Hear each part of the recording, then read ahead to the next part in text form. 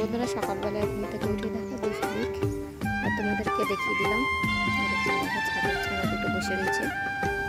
এখানে দেখতে পাচ্ছি বন্ধুরা আমি চা বসে করে দিয়েছি।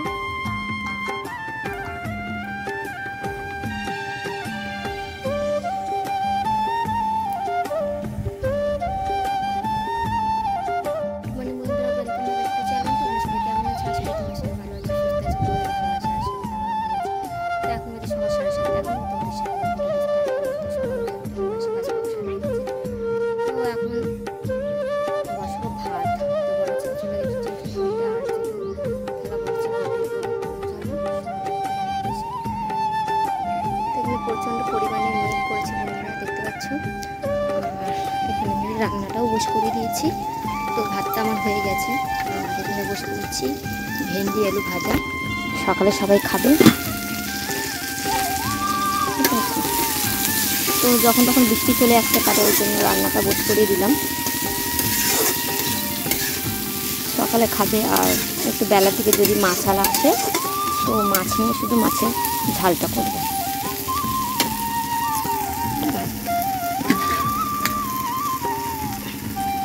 তো চলো ঝটপট রান্নাটা সেরে নিই, তারপরে আবার আসছি। তো বলতে না বলতে দেখো ঝিমঝিমে বৃষ্টি পড়ছে।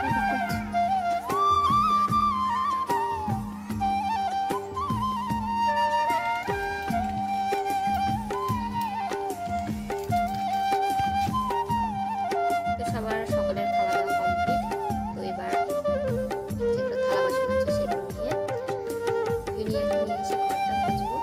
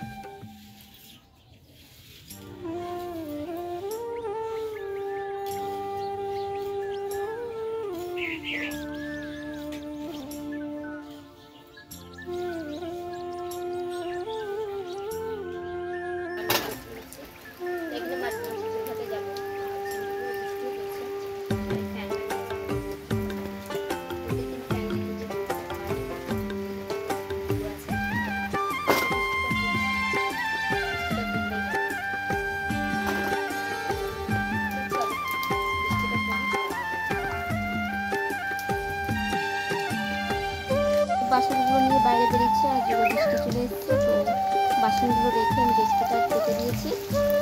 আর এখানে দেখো দিকে জগৎ হচ্ছে বলে মা একটু বৃষ্টির জলে স্নান করে মন্দির থেকে জল পড়ছে। পরে স্লিপ আছে কিন্তু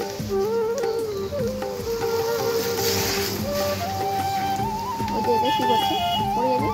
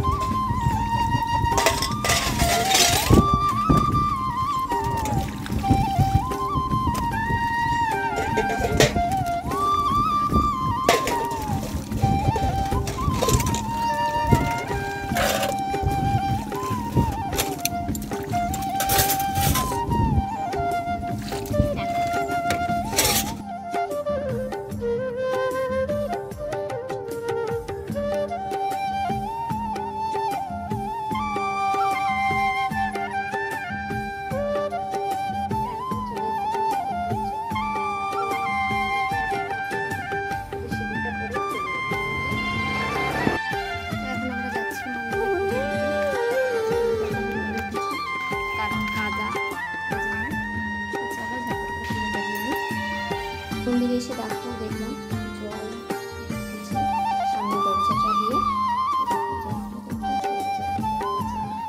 আর এখানে দেখো যেগুলো ফুলগুলো তুলছে, তো স্নান করে আসার সময় ফুলগুলো গাছ থেকে তুলে নিয়ে এসেছে। তো চলো এবার ঘরটা ঝাড়তে মুছড়ে ঝটপট। তো আমাদের পুজো দেওয়া হয়ে গেছে, তো ঠাকুরকে ভোগ নিবেদন করে আমরা বাইরে দাঁড়িয়েছি। মাত্র ঝমঝম করে বৃষ্টি হচ্ছিল, তো দেখো রাস্তায় জল জমে গেছে। চলো তোমাকে দেখো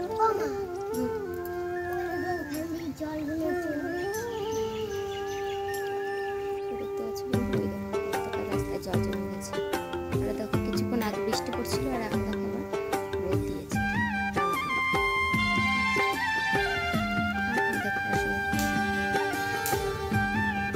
আর আমাদের নদীর অবস্থাটা জল পুরো ভর্তি হয়ে গেছে।